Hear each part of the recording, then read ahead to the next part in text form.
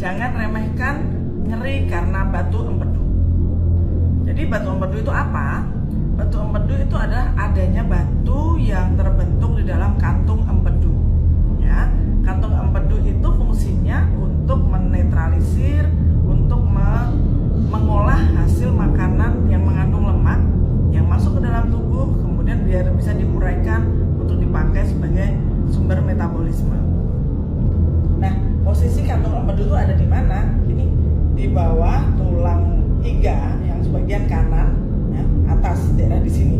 Dan ini kalau nyeri dia bisa menjalar sampai ke punggung, sampai ke sebagian belakang.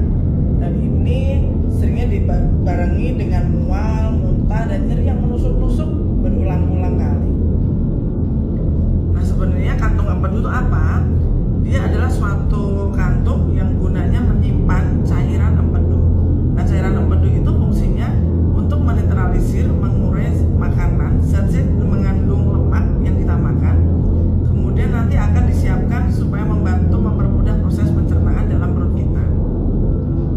Nah, kalau makanan yang kita makan itu lemaknya banyak dan itu terus menerus, yang cairan empedu juga terproduksi terus sampai akhirnya dia akan mencapai titik jenuh, ya, titik yang sudah penuh banget, dan akhirnya dia akan mengendap. Nah, mengendap itu akan menyebabkan terjadinya batu. Nah, ini batu inilah yang akan menyebabkan nyeri di daerah kanan atas dan bahkan bisa menjalar sampai ke punggung, disertai dengan mual, muntah, nyeri tertusuk-tusuk, dan itu terjadi berulang kali setelah makan makanan yang berlemak. Apa yang menyebabkan seseorang itu bisa mudah terjadi batu empedu?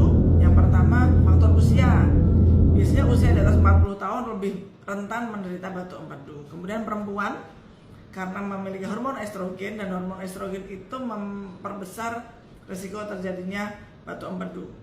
Yang ketiga adalah konsumsi makanan yang berlemak-lemak, yang digoreng, apalagi digoreng dalam minyak yang banyak.